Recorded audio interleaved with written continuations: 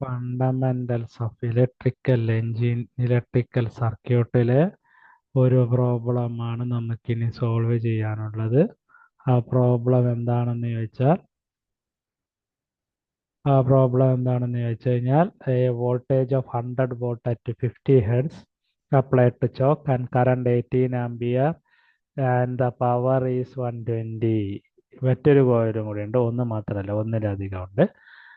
രണ്ട് സീരീസ് തന്നെ, പക്ഷെ അത് നമ്മൾ ആദ്യത്തെ കോയിൽ എ മാത്രം കൺസിഡർ ചെയ്യുന്ന ഫ്രീക്വൻസി 50 ഹെർട്സ്, കറണ്ട് എന്ന് പറയുന്നത് 8 ആംബിയർ, സപ്ലൈ വോൾട്ടേജ് എന്ന് പറഞ്ഞത് 100.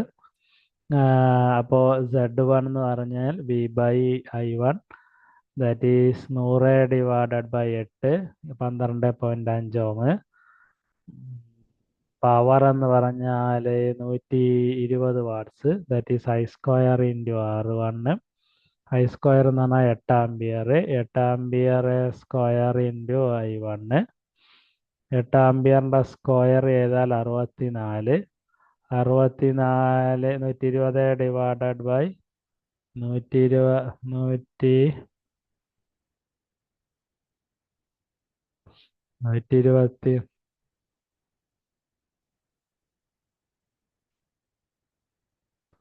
120 ഡിവൈഡ് ബൈ 64 എന്ന് പറഞ്ഞാൽ എത്രയാ? ഇപ്പോൾ 1.875. XL കാണണമെങ്കിൽ √Z² minus R1², that is 12.5² minus 1.875, 12.36 ohm. Branch B എന്ന് പറയുന്നതിൽ ഫ്രീക്വൻസി 50 ആണ്. കറണ്ട് എന്ന് പറഞ്ഞത് I2 10 ആംബിയർ. അപ്ലൈ വോൾട്ടേജിന് വ്യത്യാസമൊന്നുമില്ല, 100 തന്നെയാണ് കൊടുക്കുന്നത്. സീരീസ് ആയതുകൊണ്ടാണ് എന്താണ് പറയുക, അപ്ലൈ വോൾട്ടേജ് 100 തന്നെ. ഇമ്പിഡൻസ് എന്ന് പറയുന്നത് Z2 V/I2, V എന്ന് പറഞ്ഞാൽ 100 divide by 10 ohm. Then power എന്ന് പറയുന്നത് 500 വാട്ടായി. അപ്പോൾ I2² ഇൻറ്റു R2 ആണ്. I2² എന്ന് പറയുന്നത് എത്രയാണ്? 10ൻ്റെ സ്ക്വയർ ആണ്, ദാറ്റ് ഈസ് 100 ആണ്. 500 ഡിവൈഡഡ് ബൈ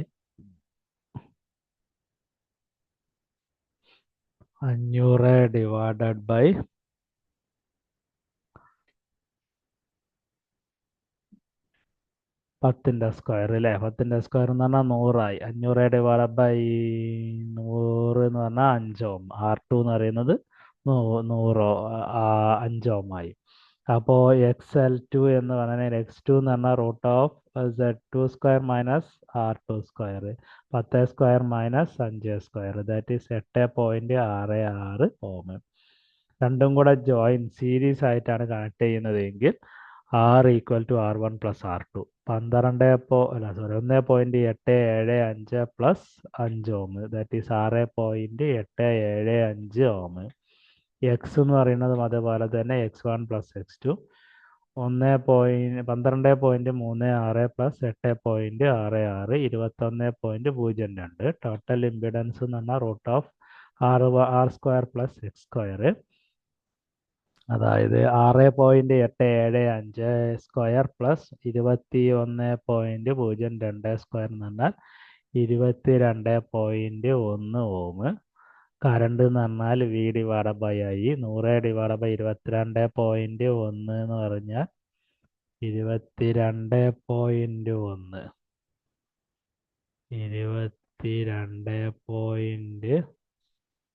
22.1 എന്ന് പറഞ്ഞാൽ 4.52